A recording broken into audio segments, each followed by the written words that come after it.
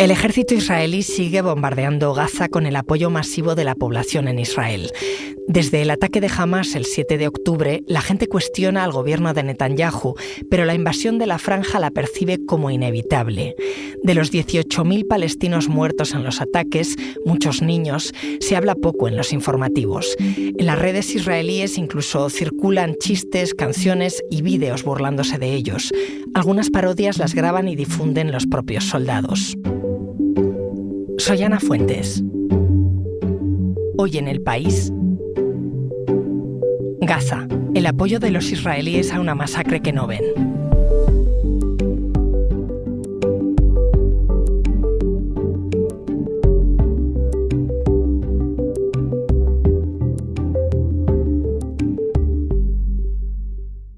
Hola, Antonio. Hola, Ana. Antonio Pita es el corresponsal del País en Oriente Próximo. Cuéntame qué está diciendo esta mujer. Es una mujer israelí que habla de un trabajador de Gaza que tenía permiso para trabajar en Israel hasta el 7 de octubre y en su kibutz, en Netiv HaSaga, que fue uno de los kibutz atacados ese día, pues llevaba 30 años trabajando. Y bueno, básicamente lo que da a entender es que ese palestino pasó información de inteligencia a la gente de Hamás y de la Yihad Islámica que permitió el ataque en ese kibutz. Es un pensamiento como muy presente en las últimas semanas, en las que prácticamente cualquiera de esos 18.000 gazatíes que tenían permiso de trabajo en Israel se ha convertido sospechoso de haber colaborado con el ataque. Vamos por partes. Han pasado más de 2 meses desde el ataque de Hamás, que desató la ofensiva sobre Gaza del ejército israelí. Desde entonces han muerto 1 millar de israelíes aproximadamente y más de 18.000 palestinos, muchos niños y mujeres. La gente en los medios de comunicación en Israel, Antonio, ¿qué ve de todo esto?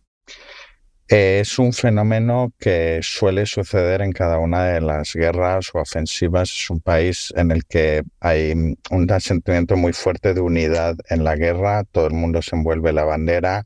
Los mismos periodistas que en otras situaciones hacen un trabajo absolutamente impecable, en cierto modo toman partido, entienden que parte de su responsabilidad nacional consiste en hablar desde el nosotros principalmente, ¿no? Que es el gran fenómeno, yo creo, del conflicto Oriente Próximo, ¿no? Lo que aquí se denomina el Anachnu ve'em, ¿no? El ellos y el nosotros, los propios periodistas israelíes muchas veces hablan de nuestras fuerzas o de nosotros. Y luego, aparte, la narración de lo que ha pasado cuando ha habido un bombardeo en general, básicamente se centra en si ha habido soldados heridos, si ha habido soldados muertos y quién ha sido el líder de Hamás, que el ejército dice que ha eliminado todo lo que se suele llamar los daños colaterales, las víctimas, las imágenes que vemos en otras partes del mundo. Aquí prácticamente no existe, o incluso en algunos casos, en digamos una parte más ultranacionalista, se muestran como con una cierta alegría, ¿no? Mira cuánto destrozo hay en Gaza, mira qué explosión, mira lo que aquí llaman la fuerza del ejército. Estamos escuchando en un mensaje televisado a la nación a Benjamin Netanyahu, el primer ministro de Israel, que decía: debes recordar lo que Amalek te ha hecho, dice nuestra Biblia, lo recordamos y hacemos la guerra. ¿A qué se refería? Es una referencia bíblica que sorprendió que hiciese Netanyahu, porque en realidad forma parte más de lo que viene haciendo el nacionalismo religioso, no la derecha del Likud, que es una referencia bíblica de una nación enemiga de los israelitas. Como les habían atacado, lo que Dios le dice a los israelitas que hagan es que les terminen. Entonces, el elegir precisamente esa referencia, tanto por el lugar ideológico desde el que se suele hacer, como por el significado que pueden entender determinadas personas que conocen a qué se está refiriendo, pues cruzaba una línea muy peligrosa que tiene mucho que ver con lo que está pasando en estas semanas en Israel, que es que no está muy claro la frontera de contra quién es esta guerra. En teoría se dice Hamás, pero luego se extiende a veces a los que lo apoyan, a los que celebraron el atentado, o en el lugar más radical, no hay inocentes en Gaza.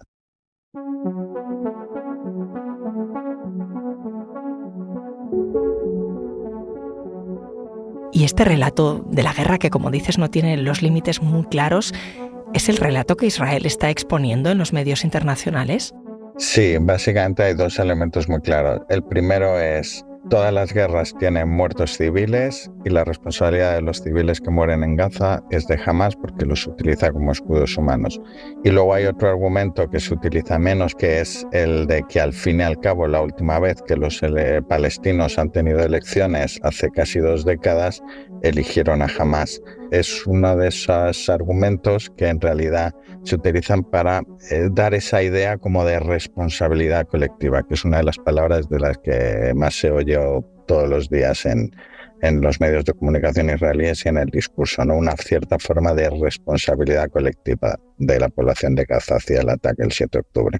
All of the Gazans voted for the Hamas, and as we have seen on the 7th of October, estamos escuchando justamente una entrevista que dio un exalto cargo del ejército israelí a la cadena americana CNN y dijo literalmente que la mayoría de la población en la Franja de Gaza son Hamás. Antonio, esto es lo que está viendo, escuchando la población israelí en sus medios. ¿Pero qué es lo que no ven? Lo que no ven son principalmente los civiles muertos. Lo que ven son las imágenes que provee el propio ejército israelí, que muestran a lo mejor a milicianos preparando un ataque, o los planos aéreos donde la guerra parece más un videojuego que una cosa real. Lo que no se ve tampoco es las consecuencias humanitarias, o de repente se saca el plano en el que unos soldados israelíes están ayudando con un carrito a los palestinos, cientos de miles que han bajado al sur. En general, lo que no se ve, y entiendo que no es un fenómeno exclusivo del conflicto de Oriente Próximo, sino que tiene que ver con las dinámicas de cualquier guerra, es el sufrimiento del otro. Pero es un sufrimiento que a muchos les pilla a muy pocos kilómetros de sus casas, ¿no? Sí, y que a veces se desconoce y a veces se celebra. Hace unas semanas, en una de las localidades que está como a 10 kilómetros de Gaza, más o menos, donde no hubo masacres porque no llegaron a entrar los atacantes, se escuchan los bombardeos. En cuanto uno se acerca a 15-20 kilómetros de Gaza, se escuchan con claridad los bombardeos aéreos, y cada vez que sonaba la bomba se ponían a aplaudir entre todos, ¿no? En otras ofensivas en Gaza, uno veía a los cazas se ven cruzar generalmente. Es algo que forma parte del día a día aquí cuando está en determinados lugares, y a veces se celebra, se aplaude cuando se va a pasar los aviones.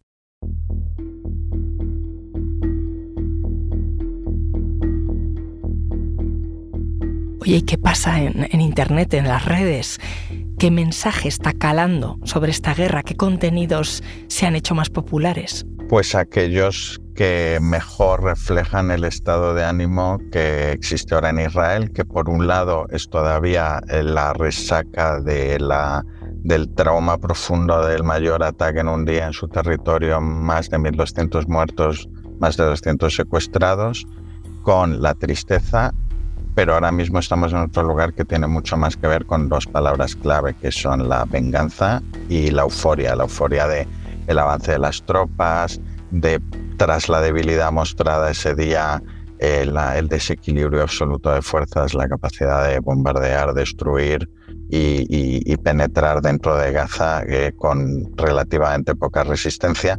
Y eso se ve, por un lado, en los propios vídeos que graban los soldados desde dentro, aunque en teoría lo tengan prohibido, y por otro en el estado de ánimo nacional, que es el que ha colocado como número 1 en Spotify y en YouTube una canción que básicamente tiene un discurso tremendo, con frases como otra X en el arma porque a cada cerdo le llega su San Martín, y en general muchas otras frases que lo que implican es destrozar Gaza. Si tú citabas en un artículo esa canción que se llama Harbu Darbu, esa canción, esos vídeos filmados por los soldados israelíes en Gaza, ese sentimiento, ¿cómo se traduce luego en las calles, Antonio? Una parte de la población arrastra que todavía cerca de 200 rehenes sigan en Gaza, pero mucha otra, por una parte, no forma parte de sus preocupaciones los muertos de Gaza, porque son, en cierto modo, el enemigo. Por otra parte, hay un orgullo en el cómo se ha recompuesto el país después de esa tragedia es una de las frases que más salen, ¿no? Fíjate que poco tiempo después ya teníamos movilizados. Es decir, es difícil a veces explicar para un oyente que no está en Israel el papel del ejército, no solamente porque por el servicio militar obligatorio entre 2 o 3 años, no solamente porque es uno de los pocos espacios donde se mezclan todas aquellas brechas sociales que existen en Israel, va sí o sí. Es por el elemento del orgullo, es porque sigue siendo la institución más valorada del país, es porque pese al fiasco del 7 de octubre nadie está responsabilizando al ejército. Esa unidad es la que lleva a que pues, en una pastelería muy famosa hayan hecho una red especial de repostería con las unidades del ejército israelí, los colores, ¿no? O que en la cadena más grande de cafeterías que hay en Israel, la Goma, te den ahora el chocolatito rodeado por la bandera, como pasaba también en 2008 durante la Operación Plomo Fundido.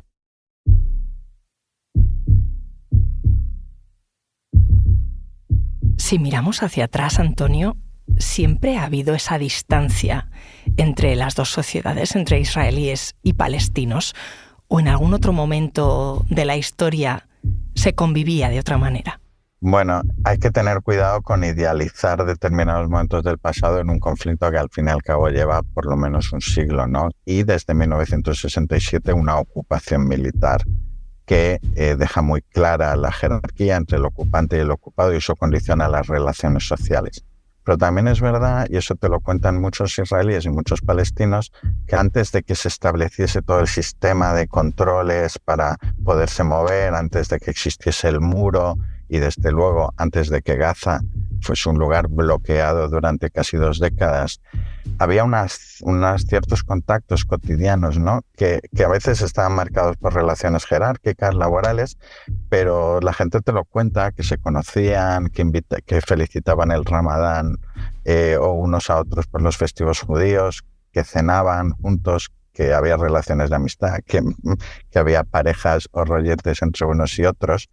Eso claramente ha desaparecido. Lo que se ve en las redes es absolutamente de deshumanización de los palestinos, acompañada por declaraciones muy claras de dirigentes políticos y militares que están constantemente comparando a los palestinos con seres inferiores, animales humanos, etc. Una vez más usando la palabra Hamás, pero que en realidad muchas veces eso se desliza a todos los gazatíes o todos los palestinos. Entonces, Antonio, si lo que más se nota desde el 7 de octubre es esa deshumanización, ¿se piensa de alguna manera en convivir con los palestinos? Mira, te doy un dato, Ana. En los años 90, después de la firma de los acuerdos de Oslo y antes del asesinato de Isaac Rabin, el número de israelíes y palestinos que confiaban en las buenas intenciones del otro y que creían que el otro tenía derecho a vivir en un estado propio era muy alto. Hoy el último dato es que el 1,8% de los israelíes consideran que se está usando demasiada fuerza en los bombardeos en Gaza, que son prácticamente inéditos desde la Segunda Guerra Mundial. Ahora me sigues contando, Antonio. Enseguida volvemos.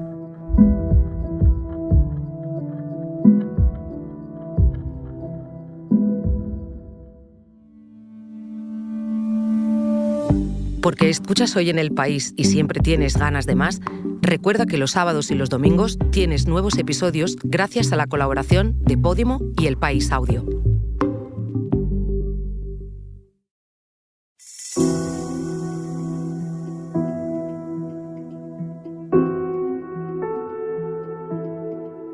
Me estabas contando cómo desde los años 90 se aprecia esa separación entre sociedades, entre israelíes y palestinos. Israel ahora mismo está gobernado por la derecha. ¿Y qué dice la izquierda? Sí, en Israel, a diferencia de lo que sucede en Europa, la división izquierda-derecha tiene que ver sobre todo con la posición hacia los palestinos. La derecha aboga por posiciones más duras y está en contra de la creación de un Estado palestino y de un acuerdo de paz, mientras que la izquierda sí que defiende más eso. Lo que pasa es que cuando hay una situación de guerra como ahora, esas diferencias se vuelven muchísimo más pequeñas y más después de un ataque como el del 7 de octubre. Entonces, hoy por hoy, la horquilla que iría de lo que se llama normalmente la izquierda sionista hasta la ultraderecha, básicamente están igual en paz con la invasión de Gaza y con el número de muertos que está causando y cómo se está llevando, con pocas diferencias significativas. Estaba pensando en lo que decías antes, que hay un consenso claro sobre la invasión de Gaza, el nacionalismo, pero ¿eso implica un respaldo al gobierno de Netanyahu? No va para nada unido, y además es un fenómeno interesante. Es como ahora, esta frase que se usa mucho en Israel, es tiempo de guerra. Ya después hablaremos de las responsabilidades, etcétera. Pero prácticamente 2/3 de la población tiene claro que Netanyahu tiene que irse. Por un lado, porque ya era un primer ministro muy divisivo y venimos de meses, como hemos hablado en otra ocasión, Ana, de protestas contra la reforma judicial que él lideraba y que se considera que tuvo algo que ver en el ataque porque generó una imagen de debilidad ante los enemigos de Israel, pero por otro lado, porque el señor Seguridad, como a él le gustaba llamarse, fue el primer ministro en el momento en el que tardaron horas en llegar policías y militares a los lugares atacados, en un lugar con uno de los ejércitos más poderosos del mundo. Entonces, la división tiene más que ver con si se tiene que ir ahora porque no debería liderar la guerra o si se tiene que ir después. Pero el apoyo unánime a la guerra no tiene nada que ver con la posición de Netanyahu, que ahora mismo es alguien que la mayoría de la población, sondeo tras sondeo, quiere que se vaya. ¿Y a medio plazo tiene algún margen de seguir en el poder? Netanyahu es un superviviente político que a todos los que seguimos el país nos ha sorprendido mucho todas las veces que parecía que era un cadáver político y ha acabado sobreviviendo, ¿no? Yo creo, Ana, que todo dependerá mucho de esto que aquí se llama la foto de la victoria, es decir, cómo salga Netanyahu de la guerra. Si al final la imagen que queda de la guerra es hemos matado al líder de Hamas en Gaza y al líder militar, no hay una amenaza otra vez para nuestros ciudadanos que vaya a salir desde la franja, nuestras tropas vuelven victoriosas a casa y hemos conseguido que la mayoría de los rehenes vuelvan sanos y salvos, pues posiblemente Netanyahu saldrá muy reforzado y pueda a lo mejor hacer alguna maniobra para quitarse a los elementos más ultraderechistas del gobierno y hacer una especie de coalición más amplia que gestione la posguerra. Es una de las posibilidades. El otro día hablaba con uno de los principales analistas políticos y él me decía, cuidado, Netanyahu siempre tiene un conejo en la chistera. Antonio, gracias. A ti, Ana.